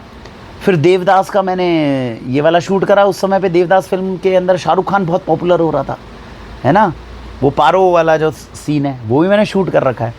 तो कमेंट में डालना या पर्सनली व्हाट्सएप करना, मैं आपको भेजूंगा क्लिपिंग। मज़ा आएगा, आनंद आएगा उस समय पे देखने में। अब तो बहुत साल हो गए ना, आप लोग भी देखोगे तो मज़ा आएगा। कॉमेडी है, मतलब करा तो सीरियसली था, वो आज देखते हैं तो वो कॉमेडी लगती है। क्या यार किराने की दुकान में बैठा उस समय पे क्या क्या कर रहा है। तो क्या था, शाहरुख खान वाला वो वाला जो सीन था वो शूट किया, अमिताभ बच्चन वाला शूट किया, एक मेरे ख्याल से शाहरुख खान का और शूट किया था। 3 सीन शूट करे थे, और एक ऋतिक रोशन का वो धूम वाला डांस वो शूट किया था। अब भाई साहब शूटिंग कर ली। अब शूटिंग करने के बाद भाइयों को जो 1-2 दिन का वो दे दिया। अब भाइयों को लग रहा है कि यार ये डांस परफॉर्मर बहुत है, ड्रामा कर रहे हैं। वो पीछे से वो जैसे होता है ना एक्चुअल फिल्म के अंदर, भाई वाह वाह वाह क्या क्या क्या परफॉर्मेंस है भाई, भाई तेरे जेन्युइन आंसू निकल गए भाई, भाई इतनी सीरियसली। मतलब होता है ना पुराने गाँव के अंदर या छोटे शहरों के अंदर ना इन चीज़ों के अंदर बड़ा क्रेज़ होता है। तो वो लोग मुझे स्टार मान रहे हैं, वो कह रहे हैं यार ये बंदा कल को पक्का स्टार बनेगा यार, इससे दोस्ती करके रखनी है। तो वो आउट ऑफ ये सारे काम जो है ना एफेक्शन से हो सकते हैं। पैसा तो 1000-1100 अलग बात है, वो लोग बेचारे इतने इन्वॉल्व हो गए कि यार करना है। अच्छा उस दौरान क्या हुआ, पहली रात को ही थी, तो जब शूटिंग शुरू करी रात को 10-11 बजे, हमारी किस्मत ऐसी फूटी कि रात को 10-11 बजे लाइट चली गई। अब वहाँ जनरेटर तो था नहीं, और जनरेटर था भी तो उनको चलाना नहीं आता। और प्रोडक्शन हाउस में एक तो हम वो घुस रहे हैं रात को शूटिंग कर रहे हैं, और ऊपर से लाइट चली गई। तो मैं कह रहा हूँ, वो कह रहे हैं कि यार 1-2 दिन का ही टाइम मिलेगा। एक्चुअली मुंबई जाने के लिए हमारे पास में समय जो था बहुत कम बचा था, ये भी मामला था। तो उन्होंने रात को करने लगे शूटिंग, तो 10-11 बजे लाइट चली गई। अब लाइट चली गई तो मैं बाहर निकला हूँ, तो मैंने कहा भाई लाइट कैसे आएगी यार, बिना लाइट के शूटिंग कैसे होगी, 1-2 दिन का तो तुमने टाइम ही दिया है।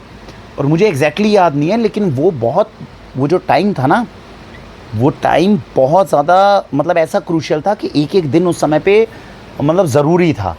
कि भाई अगर शूटिंग करनी है हमें आज ही करनी है, कल करेंगे तो दिक्कत हो जाएगी, ऐसा टाइम चल रहा था वो उस समय पे। तो ऐसा नहीं था कि आज शूटिंग नहीं हो रही चलो कल रात को आप आ जाओगे, नो, प्लानिंग बहुत उस समय पे। मेरे को रीज़न नहीं समझ में आ रहा क्या था, मैं कंफ्यूज हो रहा हूँ, लेकिन एक्चुअली फैक्ट ये बैठा था। बाहर आए टेंशन, मैंने कहा यार प्रोडक्शन हाउस की लाइट चली गई रात को, शूटिंग कैसे करें, शूटिंग करनी बहुत ज़रूरी है।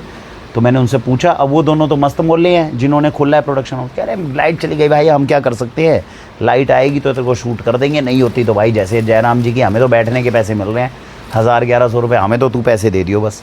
तो वो तो आराम से बैठे थे। अब वो जब बैठे थे तो जब पहले दिन की बात बता रहा हूँ शूटिंग की, अब मेरे को टेंशन, मैं कह रहा हूँ यार लाइट नहीं आ रही, अब लाइट नहीं आ रही, आधा 1 घंटा। हमने फ़ोन मिलाया बिजली वालों को, हमने कहा भाई साहब लाइट ये नहीं आ रही है। तो वहाँ वाले बिजली वाले भी धुरंधर हैं, वो कह रहे भाई साहब आज तो आपकी रात को लाइट नहीं आएगी, आपके पास के कुछ खंबे के अंदर फॉल्ट है, ये सुबह 9 बजे ठीक होगा। मैंने कहा भाई तुम पागल हो गए हो, मैंने कहा रात को हमें शूटिंग करनी, सुबह 9 बजे ठीक होगा, ये कैसे है। तो कह रहे भाई साहब वो तो ऐसे ही होगा। अब भैया समझ में ना आए, मैंने कहा रात भर लाइट नहीं आई भैया, ये तो सारा कार्यक्रम ख़राब हो जाएगा, इतनी प्लानिंग बिठाई है, पीछे लाइट चली गई, पास के खंबे की है, ये कह रहे हैं रात को ठीक नहीं करने आएंगे, सुबह 9 बजे आएंगे। दिमाग में देखिए बत्ती कैसे जलती है। तो मैंने कहा यार, मैंने उनको दोबारा फ़ोन मिलाया, तो मैंने कहा भाई साहब लाइट नहीं आएगी भाई साहब, ये शूटिंग हो रही है, यहाँ की सारी शूटिंग सब रह जाएगी भाई साहब। कह रहे अच्छा शूटिंग का, वो वही पुराने छोटे कस्बों के अंदर होता ना शूटिंग, तो मतलब अरे एक्टर हीरो हीरोइन आए हुए हैं। कह रहा, तो उससे बात हुई तो वो क्या कहता है रात को बिजली वाला, भाई क्या बात कर रहे हो, शूटिंग वूटिंग हो रही है कुछ वहाँ पे हीरो हीरोइन। मैंने कहा मैं अबे हीरो हीरोइन यहाँ पे परफॉर्मेंस चल रही है भाई, हीरो के डांस की रिकॉर्डिंग हो रही है। वो कह रहे अच्छा कौन सा हीरो आया हुआ है। मैंने कहा नया लॉन्च हो रहा है बंदा स्टार यहाँ पे। कह रहा पक्का। मैं कहा आ जा, तू खुद आ जा, तेरे को यहाँ पे डांस भी दिखाएंगे, तेरे को शूटिंग के अंदर भी इन्वॉल्व करेंगे, तू लाइट तो लेकर आ। वहाँ से भाई साहब बाइक के ऊपर बैठ के आ रहा है वो बिजली ऑफिस का बंदा, वो आने के बाद में वहाँ पे खंबे के ऊपर कर रहा है। कह रहा भाई स्टार कौन है, हीरो कौन है, हीरो कौन है। वो जो 2 बंदे थे वो कह रहे ये है हीरो, ये जा रहा है मुंबई जा रहा है भाई साहब, कल को बड़ा स्टार बनेगा। कहता अच्छा, कहते कौन से डांस पे परफॉर्म करने वाला है। मैंने कहा अंदर चल रहा है, ऋतिक रोशन का गाना है। कहता अच्छा चलो अंदर चल के देखते हैं। और वो 2 लोग तो बैठे थे, वो तीसरा भी और बैठ गया, वो बिजली वाला। कह रहा है यार डांस डूंस देखेंगे। वो देख रहा है, वो भी ताली बजा रहा है, कह रहा है बहुत बढ़िया डांस कर रहा है, बहुत बढ़िया। कह रहे कहाँ जाएगा ये, कह रहा मुंबई जाएगा, ये फिल्म जो है वहाँ पर डायरेक्टर्स को दिखाना है, प्रकाश झा ये वो 2-3 के डायरेक्टर्स के नाम ले रहे हैं वो। तो भाई बिजली वाला भी रात को आधा 1 घंटा बैठ के देख रहा है। कह रहा भाई बेस्ट ऑफ लक भाई, तू कर लेगा भाई। मैंने कहा बढ़िया है भाई। तो वो बिजली वाला जो था वो स्पेशल रात को इसलिए ठीक करने आया था क्योंकि उसको लग रहा है फिल्म की शूटिंग चल रही है यहाँ, तो फिल्म की शूटिंग चल रही है। तो ऐसा करके हमारी 1-2 रात को रिकॉर्डिंग हो गई। तो रिकॉर्डिंग हो गई, अब रिकॉर्डिंग के बाद करवानी है एडिटिंग। अब एडिटर वहाँ का जो है वो हिसार वाले को कैसे बताएं, क्योंकि अगर उसको बता देंगे कि भाई तू एडिटिंग कर ले, वो मार डालेगा इन दोनों को। वो किस वाले, तो मेरे प्रोडक्शन हाउस के अंदर ही इन्होंने करी है, शूटिंग कैसे करी, उसके एडिटर को हम ढूंढ नहीं पा रहे। अब इसके अलावा हमें किसी का लिंक नहीं पता, क्योंकि इनका लिंक तो उसने वीडियो ने जो मेरा पोर्टफोलियो करा था, जिसने फोटोग्राफ वाले ने, उसने दिया था। तो नया एडिटर कैसे ढूंढे। और editing is a very difficult task film making के अंदर। सबसे क्रूशियल और सबसे मुश्किल काम एडिटिंग ही होता है। ये जो शूट करना होता है एक्टर के लिए, ये इतना मुश्किल काम नहीं होता कैमरे से। जो ये एडिटिंग का काम होता है, जो हम कौन से एंगल पे कौन से क्लिप को डालेंगे और कब डालेंगे, it's a very very tricky and very difficult task. ये मुझे तब पता चला जब मैं एडिटिंग करवाने बैठा। तो शूट तो हमारा 2 रात के अंदर हो गया। अब पता चला भैया एडिटर ढूंढो। एडिटर ढूंढा तो उस समय पे इंटरनेट शायद काम करता था, और फ़ोन वगैरह मिला के दिल्ली में एडिटर ढूंढे गए। बड़ी मुश्किल से दिल्ली में भैया औने पौने रेट, इतने रेट भैया, जेब अलाउ नहीं करे, एडिटिंग कौन करेगा क्या नहीं करेगा। किसी तरह एक संपर्क मिला। अब मुझे ना तो एरिया याद है ना कुछ याद है, बस मेरे को याद है एक छोटा सा कमरा था। मैं वहाँ गया और उस भाई ने जो था कहता हाँ ठीक है मैं एडिटिंग कर दूंगा तुम्हारी, और रीज़नेबल रेट उसने बता दिए। तो उसके पास में बैठे, छोटा सा कमरा, बस एक चेयर और एक कंप्यूटर लेके बैठा भाई, कह रहा मैं एडिटिंग कर दूंगा। अब उसकी एडिटिंग करवा रहे हैं। तो उसकी एडिटिंग अब जब आप वो डालोगे ना, वो मैं फ़िल्म भेजूँगा, तो आपको बहुत मज़ा आएगा उसके अंदर। उसके अंदर हम बीच में दिखा रहे हैं जॉन अब्राहिम आ रहा है, बीच में से ले रहा है, और वो हम कह रहे हैं अच्छा वो कौन है, ईशा दियोल थी उसमें, वो गाड़ी को बंद करती है और फिर मेरी एंट्री होती है एंड ऑल दैट स्टफ। ये एडिटिंग का कमाल होता है, हमें तब तक पता भी नहीं था। तो वो भाई एडिटिंग में लग रहा है, और भाई एडिटिंग में लगे जा रहे हैं भाई। 2 घंटे हो गए, 3 घंटे हो गए। 3 घंटे में वो कह रहा है 15 सेकंड की क्लिप बनी है, 10 सेकंड की क्लिप बनी है। तब मुझे ये समझ में आ गया भाई ये कैमरा पकड़ना और ये एक्टिंग करना तो बहुत आसान काम है। भगवान भला करे ये एडिटिंग काम ना करवाए कोई किसी से। अब भी आप लोगों को जो मैं भेजता हूँ ये एडिटिंग, ये एक्चुअली बहुत ट्रिकी और डिफ़िकल्ट टास्क है। ये जो आप ध्रुव राठी वगैरह को देखते हो, जो ये आप फिल्म्स देखते हो ना जो आती हैं, इनके अंदर जो कंटेंट बोल रहा है वो मुश्किल काम नहीं है। वो डिलीवर करते वक्त जितने ये विजुअल इफेक्ट्स दिखा रहा है और जिस तरह उसकी एडिटिंग कर रहा है ना, ये मुश्किल काम है। इसलिए मेरी वीडियोस देसी मिलती हैं। मैं तो कंटेंट बोलकर जो है अपना सीधा खींचा और आपको परोस दिया। अपने आप जिसको सुननी होगी भाई सुन ले, अच्छी लगे ठीक है, नहीं लगे अच्छी ठीक है। ऐसे ही हमारे सब्सक्राइबर्स है, वो 80,000 पे हैं, वो 1 साल से 80,000 पे चल रहे हैं। ना हमें बढ़ाने का शौक़, ना उनको बढ़ने का शौक़। तो ये एडिटिंग बहुत मुश्किल चीज़ होती है, ये जो आप अच्छी वीडियोस देखते हो और जिसमें अब वो आपको बांध कर रखती है। तो ये एडिटिंग उसके साथ में भाई के साथ की गई, और भाई पसीने पसीने भैया लग गए, थक गए बुरी तरह भाई ये एडिटिंग करके। तब मुझे पता चला, मैंने कहा भगवान का लाख लाख शुक्र है मैंने 3 सीन और 1 गाना ही किया है। मैंने कहा जे मैं शौक़ में उन लोगों के साथ 1 रात और बिता लेता, ये एडिटिंग वाला मेरी मेरी हत्या कर देता। भाई ये तो करना बहुत टिपिकल टास्क है। वो तो भला हो भगवान का उस समय पे देवदूत की तरह आया कि उस समय पे जब मेरे पास पैसे नहीं हुआ करते थे तो इस बंदे ने मेरी सहायता कर दी। तो एडिटिंग करके वो पूरी की पूरी सीडी जो थी वो हमने कंपाइल करी थी, और वो सीडी मेरी बहनों के पास में आज भी है। और मेरे को तो खैर ध्यान नहीं रहा, वो सीडी वीडी गुम हो गई अब मेरे पास। मैंने कुछ क्लिप्स उसके रख रखे हैं अपने पास, वो मैं फ़ेसबुक पे हर साल थोड़ा थोड़ा शेयर करता रहता हूँ ताकि वो मेरे पास रिटेन रहे। नहीं तो वो सारा कंटेंट इधर उधर जो था वो मेरा तकरीबन शायद खो गया होगी, किसी एल्बम के अंदर रखी होगी। वो सारी चीज़ें मैं इसलिए चेरिश नहीं करता क्योंकि मैं ज़िंदगी का, मैं आपको एक बात बताऊँ, मेरी ज़िंदगी इतनी तेज़ चली है और इतनी बेहतरीन चली है, इतनी सुपर्ब तरीके से चली है कि अब आप देखो 6-7 एपिसोड्स बना दिए। जब आप लोग बोर नहीं हो रहे हो तो सोचो मैं जो जी रहा हूँ वो कैसे बोर होगा। तो हर दिन मैं कोई ना कोई चौका छक्का जो है वो लगा देता हूँ, आज भी लगाता जा रहा हूँ। जब मैं सो रहा हूँ ना, जब काम ही बहुत कम कर रहा हूँ, मैं काम मुश्किल से 2-3 घंटे कर रहा था दिन का, तब भी समझो कि मैं चौके छक्के लगा रहा हूँ। ये ईश्वर की देन है, इट्स अ ब्लिसफुल लाइफ। तो ये आपके एक तरह से ना ईश्वर ने कुछ ऐसा अपने जीवन में कराया और आपने उस जीवन के साथ में एक तरह से सीख लिया उस जीवन को जीना। तो इसीलिए मैं अपनी ज़िंदगी को बहुत बेहतरीन ज़िंदगी में से एक मानता हूँ और ईश्वर का धन्यवाद करता हूँ कि उसने हमेशा मुझे इतना सानिध्य प्रदान किया है। तो ये एडिटिंग वाला मामला है जो मैंने आपको बताया, वो सीडीज़ बनी। फिर मैं मुंबई जब गया तो डायरेक्टर्स तो मिलते, डायरेक्टर कहाँ मिलेंगे। तो वहाँ पे क्या होता था, रेलवे के किनारे आपको एक किताब मिलती है, उस किताब के अंदर सारे डायरेक्टर के एड्रेसेस वगैरह लिखे होते हैं। वो डायरेक्टर के वो एड्रेसेस होते हैं जो वो छोड़कर, वो उस ऑफिस को छोड़ के चले गए, कभी कभार बीच में आते हैं और रहते कहीं और हैं। तो ऐसा करके मैं शेखर सुमन के घर पे गया, प्रकाश झा के ऑफिस में गया, है ना, ये अपना क्या नाम था, राम गोपाल वर्मा, इसके ऑफिस में गया भाई के। तो महेश भट्ट, पूजा भट्ट जहाँ पहले रहते थे वहाँ पे अब उनके कोई रिलेटिव वगैरह रहते थे, उनको सीडी पकड़ा के आए, है ना। तो कितने नाम, और बहुत, मतलब आप सोचो उस समय पे मैंने 6-7 दिन के अंदर अंदर कम से कम 25, 30, 35 जो उस समय के टॉप डायरेक्टर्स वगैरह थे सबके पास जाते थे, सीडी और एक पैकेट में कुछ फ़ोटोग्राफ्स, वो सब के ऑफिस में दे के आया। मुझे आज भी याद है, मुझे आज भी लगता है किसी ने देखी नहीं होगी यार, वैसे हज़ारों सीडीज़ आती हैं, लेकिन मेहनत बहुत करी थी उस सीडी को बनाने में हमने। और फिर वो ऐसी सीडीज़ बच गई थी तो मेरे क्लासमेट्स जो कहते थे अरे वरुण को सुना ना, मैं कहा तुम रखो यार ये सीडी, क्योंकि सीडी उस समय 10-10, 15-15 रुपए की मिल जाती थी। तो ऐसी करके मैंने कोई 100-150 सीडीज़ बनवा ली थी। तो मेरी बहन है शामली के अंदर, उनके पास में सीडी है, वो मुझे आज भी कहती है कि तेरी सीडी रखी हुई है, शायद उसके बाद रखी हो। अभी मैसेज करूँगा उसको, बहन संजो के रखना, कल को मैं बड़ा और बड़ा कहेगा भाई कब बड़ा आदमी बनेगा, 40 साल का तो हो गया तू। अब बचपन से अरमान बहुत रहे थे कभी बड़ा आदमी बनूँगा, तो ये बात थी। तो ये 3rd ईयर का आपका और 4th ईयर का जो था ये पूरा मामला रहा था, राइट। इसके बाद में मैंने कुछ टॉपिक लिखे हुए थे, बड़े बड़े किस्से हैं यार, फिर आपको अगली वीडियो में बताऊंगा, अब थक जाएंगे हम, हैं। अच्छा इसके बाद में, अच्छा कुछ टॉपिक्स हैं जो मैं आपको बता रहा हूँ, अगर इनमें से डिस्कशन नहीं हुई है तो कमेंट में आप लिख देना, तो मैं इनको ज़रूर डिस्कस करूँगा और ये अगली वीडियो के अंदर कवर करेंगे। बिरजू महाराज कथक के अंदर बहुत बड़ा नाम है, बहुत बड़ा नाम है। इनके साथ में साक्षात्कार हुआ, इनकी एक शिष्या है स्वाति जी हैं शायद, राइट, उनका नाम स्वाति था शायद, मेरे ध्यान में।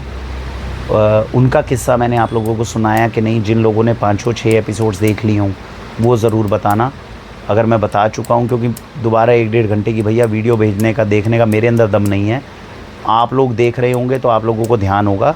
बिरजू महाराज वाला और स्वाति जी वाला अगर मैंने किस्सा नहीं बताया तो मुझे बताना, मैं दोबारा बताऊँगा या मेंशन करूँगा। अच्छा किस्सा है, तो अगर आपको नहीं पता तो मेंशन कर देना।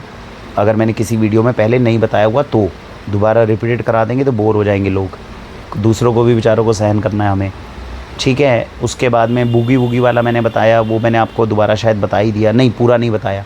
बूगी वूगी का किस्सा अगर आपको नहीं पता तो आप बताना, तो मैं उसके बारे में बताऊँगा।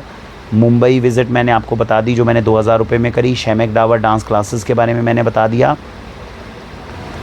4th ईयर का एक बहुत इंटरेस्टिंग किस्सा है जो मैं अगली बार मेंशन करूँगा। वो है बाइक पर कुछ लड़कों ने जब मुझे लूटा 4th ईयर में, तब मुझे पता चला दुनिया कितनी चालाक है और दुनिया में दिमाग कितना शातिर किसी का हो सकता है।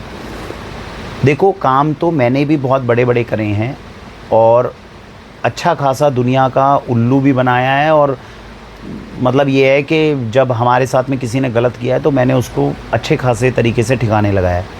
लेकिन दुनिया गलत, हमने कभी गलत काम नहीं करे, किसी को ठगा नहीं, किसी को ये नहीं किया। और जब दुनिया ने मेरे साथ में, जब किसी ने ठगा मुझे या ऐसा ठगने की कोशिश करी, तब एक चीज़ मुझे ज़रूर आई, यार दुनिया का इतना दिमाग कैसे चल जाता है। क्योंकि हमने जब किसी ने हमारे साथ गलत की, दुनिया में बहुत सारे लोग हैं जिन्होंने मेरे साथ कुछ गलत किया या गलत करना चाहा, उसको हम सबक सिखाने में कामयाब हुए, लेकिन उसको मैंने सबक नहीं सिखाया, उसको ईश्वर ने और समय ने सिखाया। मैं तो केवल एक माध्यम बना, आप समझ रहे हैं। तो दिमाग में विचार आता गया और करता गया, ये पूरी ऑटोबायोग्राफी में आपको महसूस होगा। लेकिन जिन लोगों ने हमें ठगने की कोशिश करी, मैं हमेशा इतना सोचता था, मैंने कहा यार ये लोग कैसे इतना ज़बरदस्त दिमाग लगा लेते हैं यार, कैसे इतनी बड़ी स्टोरी बना लेते हैं। तो एक स्टोरी है, अब तो मैं थक गया हूँ, 1 घंटा आप भी थक गए होंगे।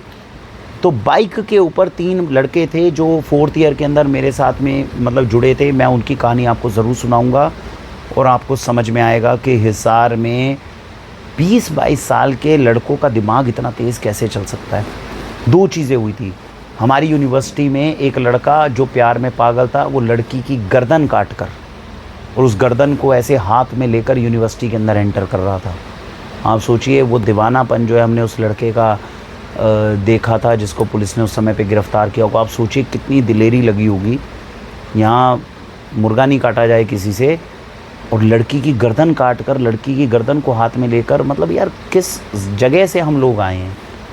आप ये सोचिए उस समय पे कि मतलब सोचो, आप खुद को लग रहा होगा कि ऐसी चीज़ों पे यार फिल्म बन जाएगी, तो पूरी की पूरी फिल्म ही चल रही है।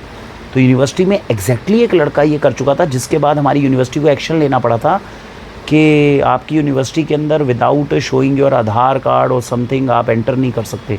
बाहर वाले लोगों की एंट्रियां बंद हो गई थी, बहुत स्ट्रिक्ट एक्शन हुआ था उस स्टेप के बाद। लेकिन एक लड़का प्रॉपर तरीके से लड़की की गर्दन काट कर उसके सिर को पकड़कर ऐसे यूनिवर्सिटी के अंदर एंटर कर गया था। और सोचो कितना कैसे कर रहा है यार दुनिया ने। और ये 3-4 लड़कों ने जिन्होंने व्यक्तिगत रूप से मेरे साथ में जो ठगी की थी, उस ठगी में मैं बच गया था। 400-500 रुपये या 1000 रुपये का ही नुकसान हुआ था। लेकिन मैं आपको इसकी स्टोरी ज़रूर बताऊंगा, इससे आपको पता चलेगा कि यूनिवर्सिटी में पढ़ने वाले बच्चों का दिमाग, या वहाँ से क्राइम जो क्रिमिनल्स होते हैं वो किस तरह से कल को फ्यूचर के क्रिमिनल्स बनते हैं। तो इसके बारे में आपको पता चलेगा। वो मैं आपको अगले एपिसोड में जब भी मैं बनाऊँगा तो मैं बताऊँगा। मैं आपको फर्स्ट ईयर के गॉड के बारे में बता चुका हूँ, जिससे मेरी लड़ाई हुई थी। नरेंद्र के साथ होने वाली लड़ाई के बारे में बता चुका हूँ। मैंने आपको ये बताया होगा कि पेपर के अंदर मैं सेकंड कैसे आया था। तो एक टीचर ने आउट ऑफ वे जाके मेरी बहुत मदद की थी, वो नहीं बताया तो मुझे कमेंट में लिख देना, ये एपिसोड आपको बताऊँगा। तो मेरे ख्याल से 3 एपिसोड्स अभी रह रहे हैं। एक टीचर ने मुझे एक पेपर के अंदर सेकंड लेवल पे कैसे ले आया था, वो मैं आपको बताऊँगा।